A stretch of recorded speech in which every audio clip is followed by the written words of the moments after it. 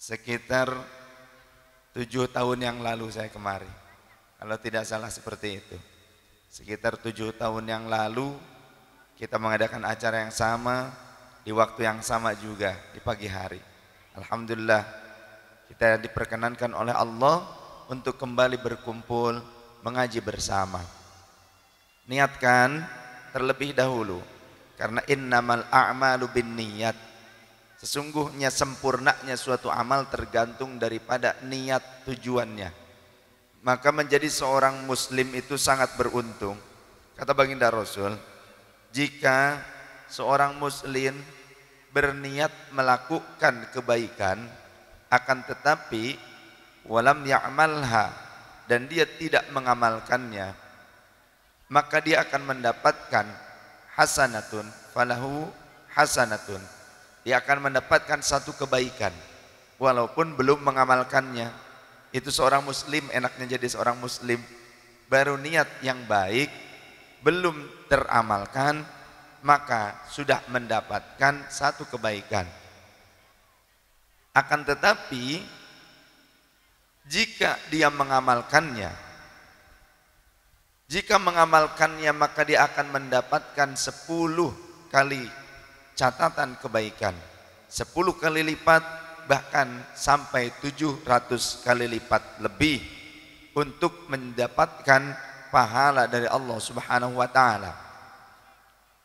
Akan tetapi siapa saja dari seorang muslim yang berniat melakukan keburukan akan tetapi dia tidak melakukannya, maka dia pun mendapatkan satu kebaikan. Sekali lagi, seorang muslim ketika dia punya keinginan melakukan keburukan tapi dia tidak melakukannya, dia menahan diri, maka dia akan tercatat mendapatkan satu kebaikan.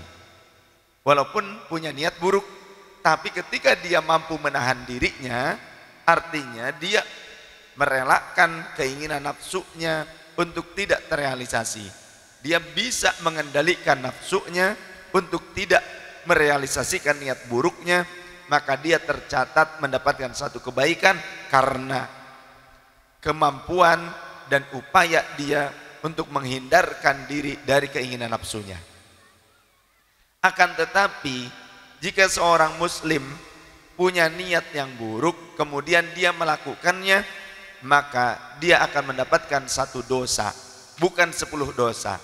Sedangkan kalau kebaikan, niat diamalkan dapat 10 pahala, bahkan sampai 700 hingga lebih dari 700 kali lipat.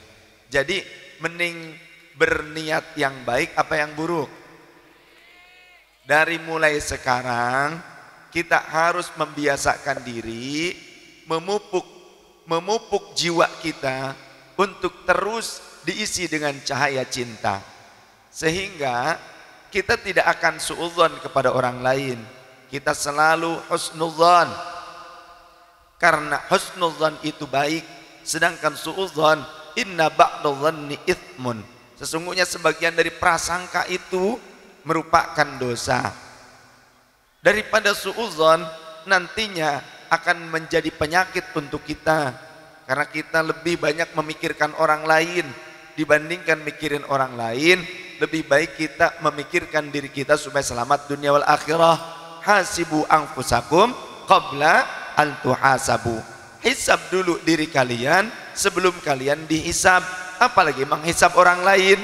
Sebelum kita mengkoreksi diri orang lain, lebih baik kita itu mengkoreksi diri kita.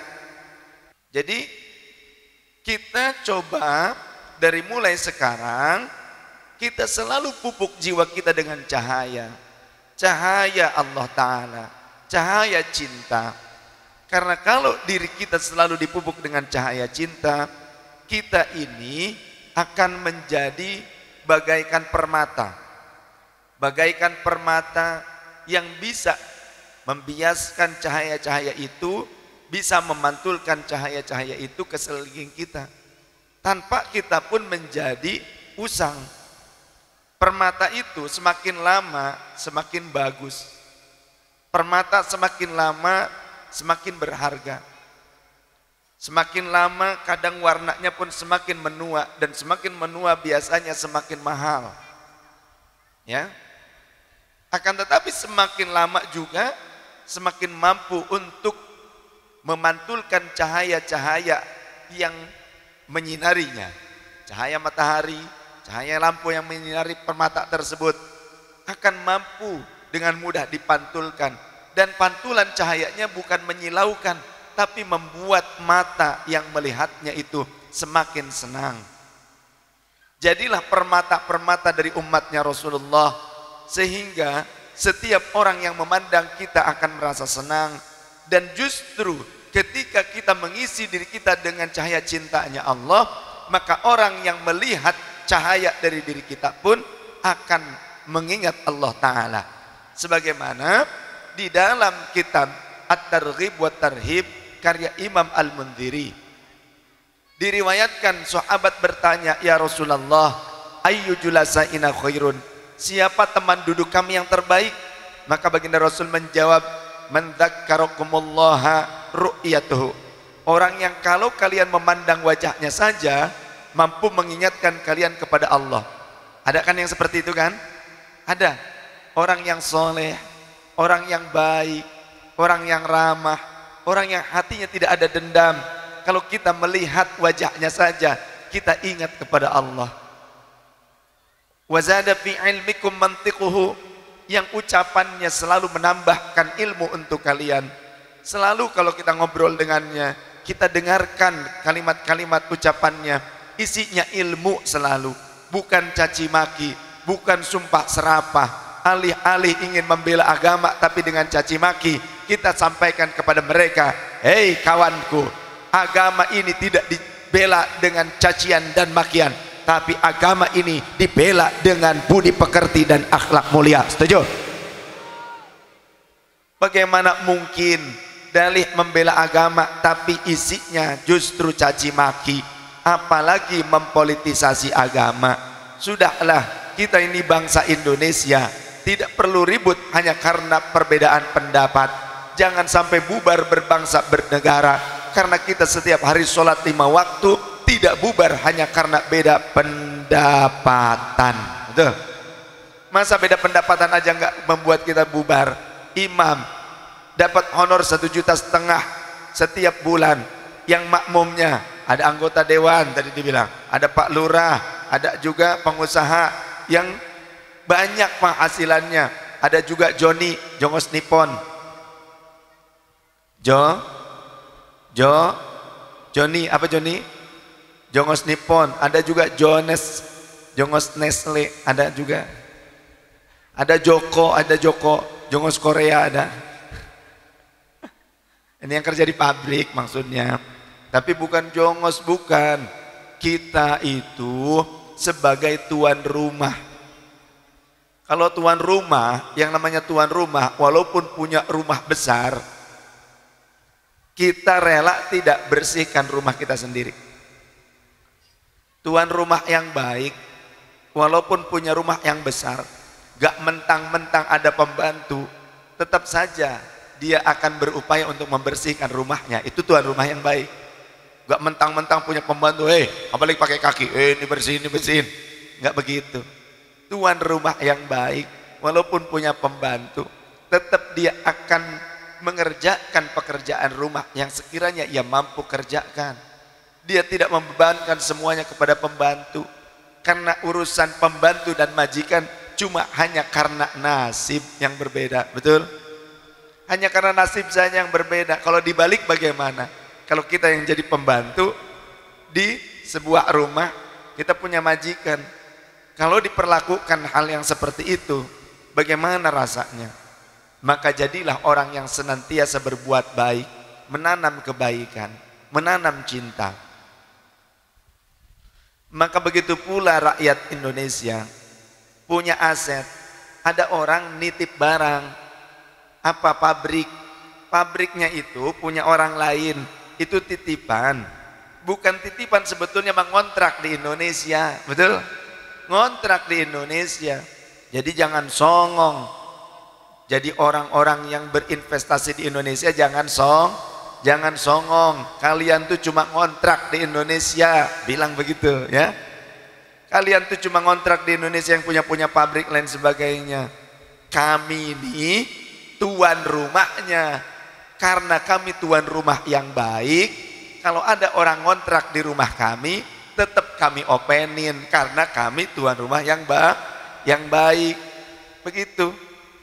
Maka tunjukkan kepada dunia bahwa Indonesia adalah bangsa yang punya moral dan beradab. Setuju?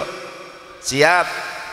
Jadi jangan sampai hanya karena beda pilihan jadi supporter bola tadi ya, ribut. Daripada ribut mendingan beli bola masing-masing.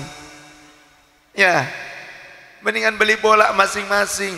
Jangan dikira bola Indonesia biasa saja. Bola yang dipakai untuk Piala Dunia ternyata produk Indonesia. Makanya cintai produk Indonesia gitu ya. Iya, gak perlu kita terlalu gandrung dengan produk luar negeri. Cukup saja punya istri orang asli Indonesia. Indonesia punya banyak pilihan. Mau yang Sunda, yang kalem-kalem, mangga silahkan ya. Kemudian mau yang Jawa, campernik juga ya, manis-manis begitu, ada. Mau yang Sumatera juga ada. Mau yang lenjang-lenjang Kalimantan ada, begitu ya. So, tinggal milih-milih di Indonesia. Mau yang agak hitam-hitam sedikit, Papua ada di Indonesia. Tuh, Indonesia mah yang mancung turunan Arab ada di Indonesia. Banyak begitu, karena banyak orang Arab ke Indonesia invest anak. Betul? Betul. Ada di sini ada. Banyak orang Arab di Indonesia invest anak. Mau yang bule-bule ya, turunan agak-agak brownies sedikit begitu. Ada banyak di Indonesia. Mau yang agak amoy-amoyan di Indonesia, yang sipit-sipit agak-agak cabi-cabi sedikit merah-merah begitu. Agak dimanyun-manyun dikit begitu, ada di Indonesia. Ada, lengkap Indonesia tuh. Jangankan yang blasteran seperti ayam blasteran, ayam Bangkok. Yang asli Indonesia juga tak kalah yang denok, montok, semok itu banyak. Jadi nggak usah nyari-nyari ke luar negeri, susah payah. Di sana malah nggak laku, malah jadi babuknya orang luar negeri. Sudahlah di Indonesia, syukuri apa adanya. Tetap hujan batu di negeri sendiri lebih baik daripada hujan emas di negeri orang. Hujan emas di negeri orang bukan milik kita. Hujan batu di Indonesia punya berapa puluh truk jadi orang kaya, betul? Tuh, alhamdulillah. Makanya jangan suka kita kufur nikmat. Masa negeri yang begini kaya dengan asetnya, negeri yang begini kaya dengan kekayaan alamnya, kita mudah mencari penghidupan yang layak di Indonesia. Kita bisa nyaman di Indonesia, tidak ditekan, tidak diatur-atur oleh orang asing. Kita bisa nyaman, air banyak mengalir di Indonesia, tumbuhan mudah tumbuh di Indonesia. Kemudian juga di Indonesia tidak susah di musim-musim tertentu. Indonesia sepanjang tahun tetap wilayah tropis itu enak, nyari kerja bisa, musim panas bisa kerja, musim dingin juga bisa kerja karena musim hujan tidak susah.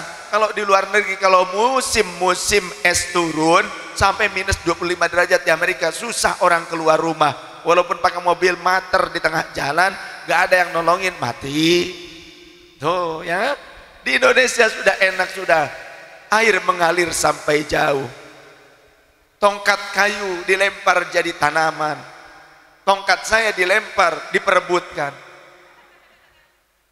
Ya, tongkat saya dilempar, diperebutkan, dia langsung wah begitu. Kenapa? Lumayan dijual.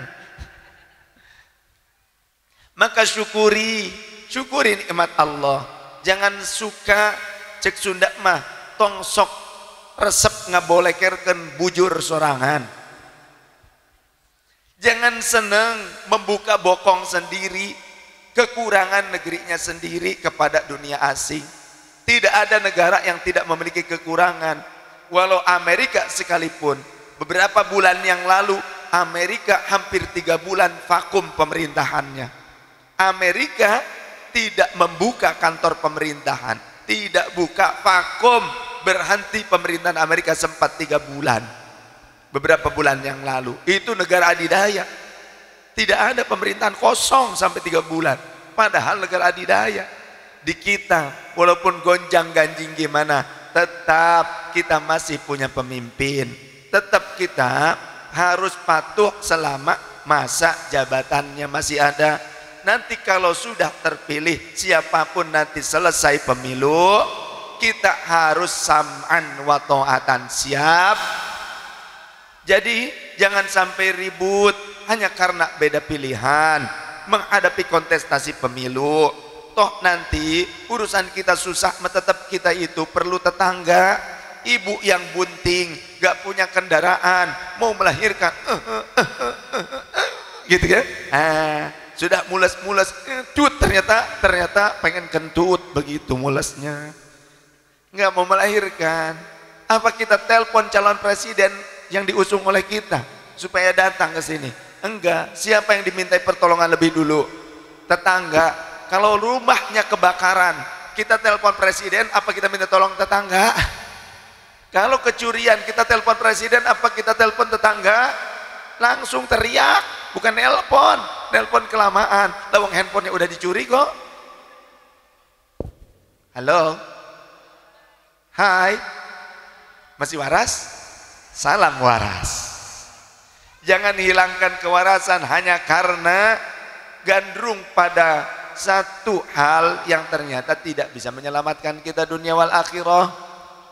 Jangan karena ternyata urusan dunia dianggap itu urusan akhirat juga, bukan. Ya. Urusan bola, wow, kayaknya dipertaruhkan. Nyawa sampai jadi taruhan, sampai ada yang mati kan? Hanya karena jadi supporter bola. Orang yang mati konyol, itu mati konyol, bukan jihad, bukan. Ribut, tawuran, hanya karena asobiyah, fanatik buta kepada tim sepak bolanya. Daripada lu nganterin nyawa, mendingan beli bola satu, masing-masing satu. Sudah, saat nanti kita menyaksikan pertandingan kesebelasan yang kita sayangi, nah kalau kira-kiranya ada orang yang masukin bola ke gol kita, kita langsung datang ke tengah, masukin ke gol lawan. Nih gua bawa bola banyak, begitu. Itu aja kok repot sama kalau Gus Dur radhiyallahu anhu. Jadi nggak usah bingung, nggak usah kita ini terlalu. Kata baginda Rasul, cintai sesuatu itu jangan keterlaluan, yang sedang-sedang saja. Membenci sesuatu juga jangan keterlaluan, yang sedang-sedang saja. Bisa jadi yang kalian sangat cintai itu akan mengecewakan kalian sehingga membuat kalian sangat hatit. Membenci sesuatu juga jangan keterlaluan, karena bisa jadi suatu saat apa yang kalian benci justru itu yang kalian cintai, malah justru kalian jatuh hati kepadanya. Banyak yang seperti itu, dulu benci sekarang cinta. Iya, maka hati-hati dengan cinta, karena dengan cinta semuanya bisa berubah, karena cinta semuanya bisa berbunga, karena cinta semuanya menjadi buta. Maka saat ini pun banyak orang yang sudah buta dan tuli sehingga sulit dinasihati. Siapa? Dua kelompok. Yang pertama adalah kelompok yang gila cinta. Yang kedua kelompok yang gila pilpres. Itu sulit untuk dinasihati. Ya, kalau sudah gila pilpres, sudah gila kekuasaan, sesuatu hal bahkan bisa dimonopoli, termasuk agama pun dipolitisasi. Dalihnya bela kalimatut tauhid, tapi kaos la ilaha illallah Muhammadur Rasulullah, topi la ilaha illallah Rasulullah dibawa ngantri ke toilet. Judulnya demo bela kalimatut tauhid, tapi bawa kalimatut tauhid ke toilet. Itu membela apa menghina? Itu membela apa menghina? Jawab serempak.